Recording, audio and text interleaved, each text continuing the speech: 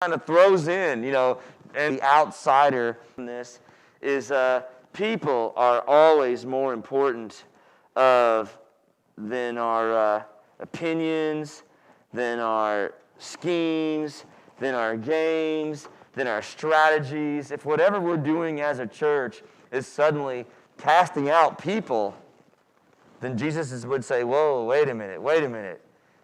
You're getting some things that are wrong. So, let's just kind of keep moving forward. What should be the church's response then if someone makes a mistake? What should be the church's response? Help, okay. What's that? Yes. Forgiveness, okay. What else?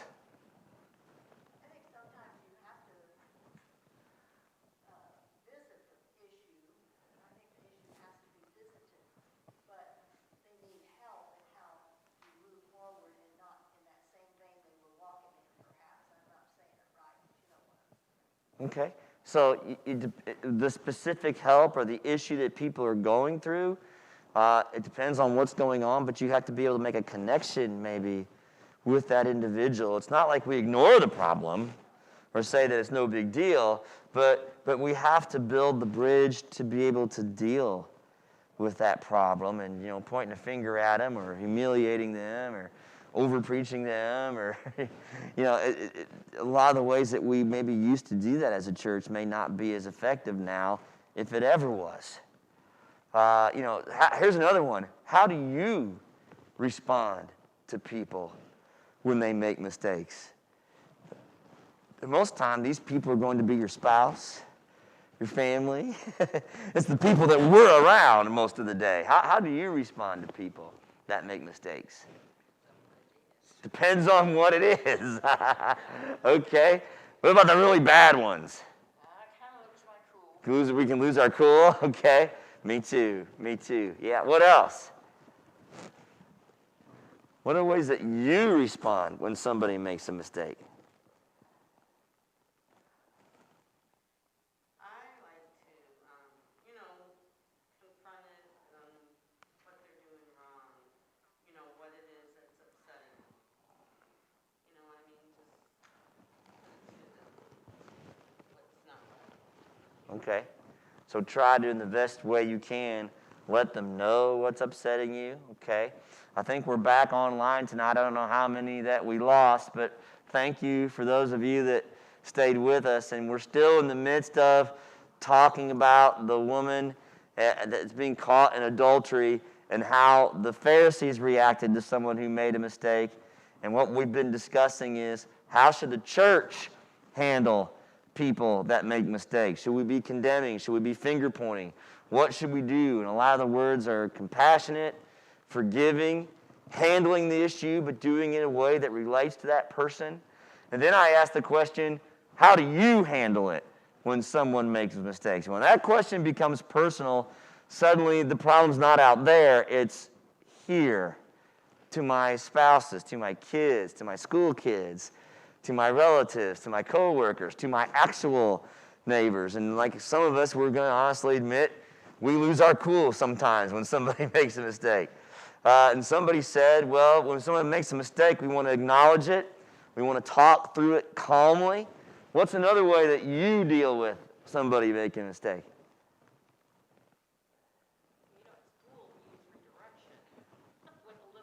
Ellen says you be the good teacher, you redirect. What's that mean when you redirect the little one? Well, when somebody's doing something they shouldn't, you start complimenting the ones that are doing the right thing, and they kind of look, oh, wait, or they get a treat. Well, they want that. Well, suddenly they just... Okay. So positive reinforcement for when they do something right. Okay. Ray, you had something way back there.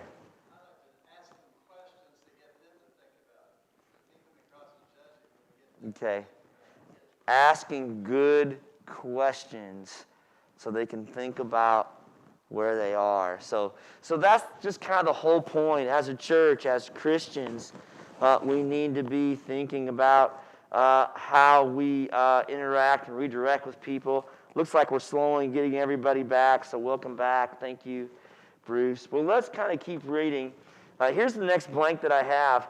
We should hope to respond with the same kind of compassion that we hope people would have with us. How many of you have made a mistake before? Okay, everywhere, online and across the sanctuary, hands go up. How do you hope people deal with you when you make a mistake? What's been effective for you when you've made a mistake? What's really made the difference? And I think what most of us hope for is compassion. We don't look for a free ride, right? Sometimes we don't look, we want to take responsibility, but we don't usually want somebody jumping all over us. We don't want somebody casting us out of the family. We don't want to get fired for making a mistake, right? We hope not, We don't want to be ridiculed. We don't want to be embarrassed. We don't want it put on a billboard to be seen by the whole world. Guess who made a mistake today? Again, Jim Marks could take one out. Ed left his microphone again, and pass out flyers every Sunday. There's all sorts of things that we could do, but what we most want to experience is a thing called compassion. Compassion. And I think we're missing a lot of compassion in our world. There's certainly no compassion here for the poor woman caught in adultery.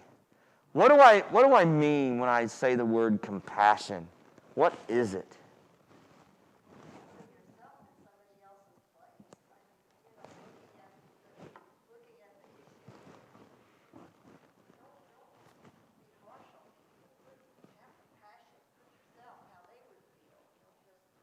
Okay.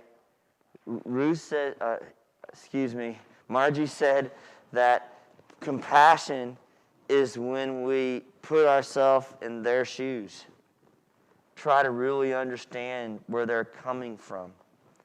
Okay? What else is compassion?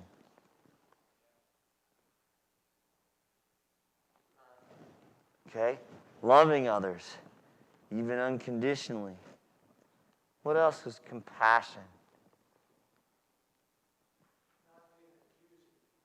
Not being accusing. Okay? Here's what comes through my mind when I think of compassion. You just feel sorry for them. But I thought for a minute, I think there's a difference. If you want to flip your pages over, I think there's a difference between compassion and sympathy. By the way, compassion is a word we see in the New Testament a lot. And we see it with who? Jesus. He looked upon the people and he had what? Compassion.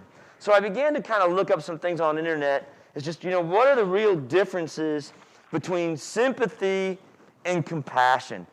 Here's the little blanks that I'm filling in. Sympathy says, I understand. Okay? I understand. I feel bad for you. I understand your story. I understand where you're coming from, and I have feelings about that. Compassion says, I will take action to help you. Can you see the difference? Sympathy says, oh man, I'm so sorry.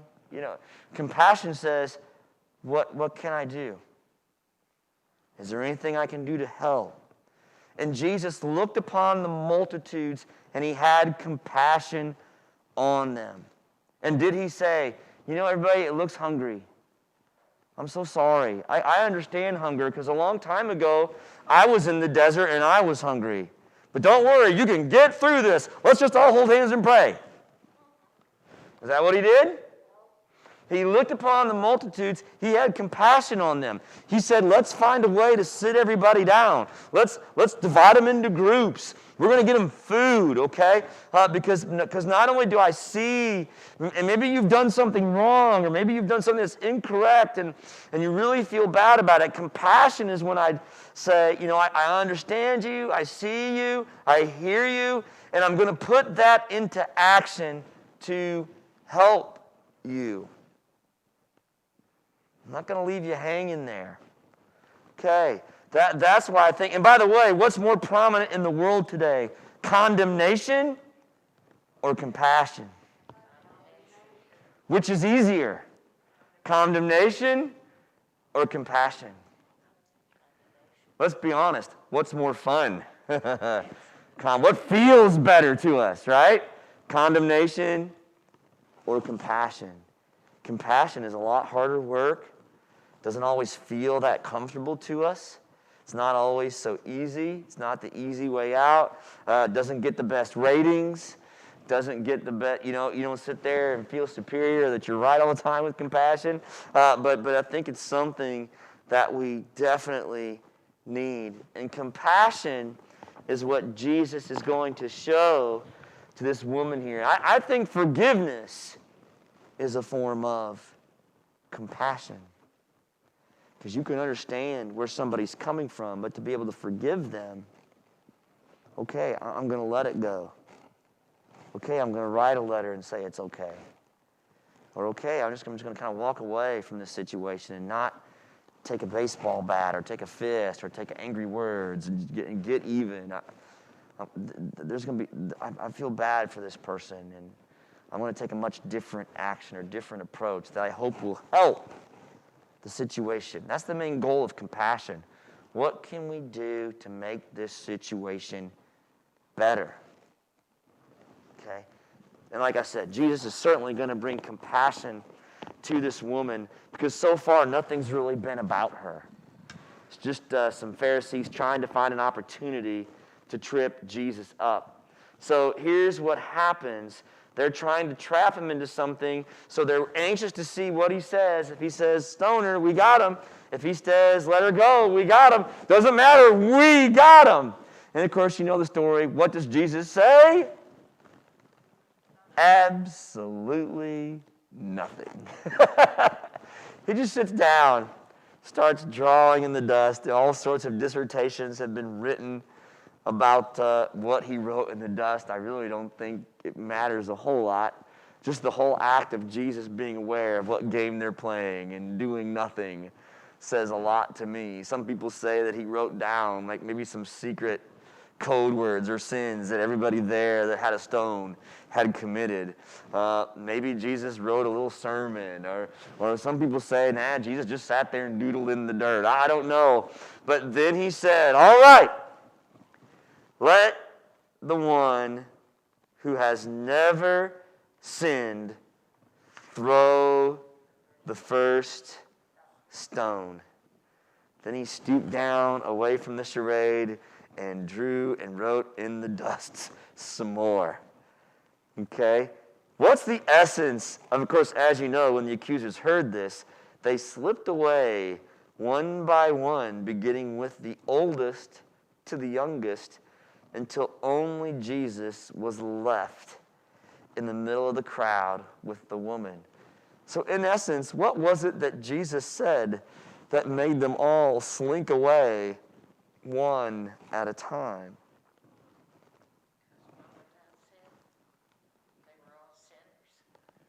Okay. Yeah. How many of you have deserved punishment? How many of you are scot-free? How many of you are really innocent? And just the very fact that they have no regard for this woman at all kind of shows you. We did a little Bible study today, our Bible study class about the Pharisees, just how many laws they actually broke in the name of keeping the law to condemn Jesus. You know, they made up charges about him. They abused him. All the trials that came before the cross. Just a total disregard for the law in an effort to keep the law. It was just such inconsistency. And I think, again, we'd be an error to point out there and say, oh, those Pharisees. Golly gee, they never got their act together. But when we use the Bible as a mirror and look at us, we can do the same thing. And it kind of goes back to that. We forget the compassion and forgiveness that we've received from Jesus when we deserve something much different. Right? Or maybe even compassion and forgiveness that we've received from other people. Not just Christ, maybe our parents or friends or church members. And instead of passing that on in the spirit of Jesus, we're trying to do something else. So it's, yeah, if you're totally sinless, and why do you think they disappear? Okay. Because they knew they were sinners. What'd you say, Ellen? Their conscience got to them. But why not just say, oh, Jesus, you're right. You're right. Here's our stone. We're so sorry. Here, woman, can we help you? Why do they just kind of slink away?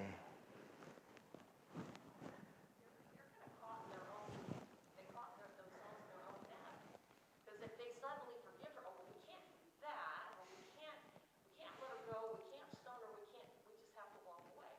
Yeah. They put themselves in that trap and set for Jesus. Yeah. They're kind of caught in their lie, Ellen said. I look at it this way. They're still playing the game.